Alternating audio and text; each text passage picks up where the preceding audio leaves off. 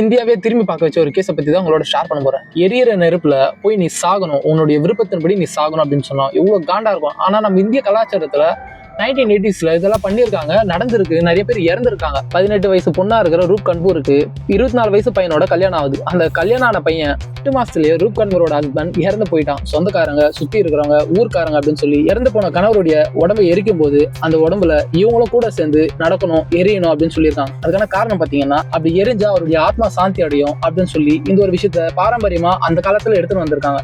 ரூப் கன்வருக்கு இறந்து போறதுல கொஞ்சம் கூட விருப்பம் இல்லை. ஆனா அங்க இருக்கிற சுத்தி இருக்கிற பீப்புள் ப்ரெஷர் கொடுக்கறதால, பயத்தால என்ன பண்றதுன்னு தெரியாம அந்த நெருப்புல நடக்கிறாங்க. நடந்ததும் எரியுறாங்க, கத்துறாங்க, ஒரு கட்டத்துக்கு மேல இறந்து போறாங்க. இந்த ஒரு மேட்ரு இல்லீகலா அந்த காலத்துல நடந்திருக்கு. இந்த ஒரு விஷயத்தை எதிர்த்து எந்த ஒரு பொண்ணுக்கும் இதுக்கப்புறம் நடக்கக்கூடாது அப்படின்னு சொல்லி எதிர்க்கிறாங்க, போராட்டம் பண்றாங்க. இதுக்கப்புறம் போலீஸ் இன்வால்வ் ஆகுறாங்க. 45 பேர் மேல கேஸை போட்டு இல்லீகலா பண்ற இந்த ஒரு விஷயத்த பண்ணக்கூடாது அப்படின்னு சொல்லி ஒரு சட்டத்தை எடுத்துன்னு வந்து தடுக்கிறாங்க.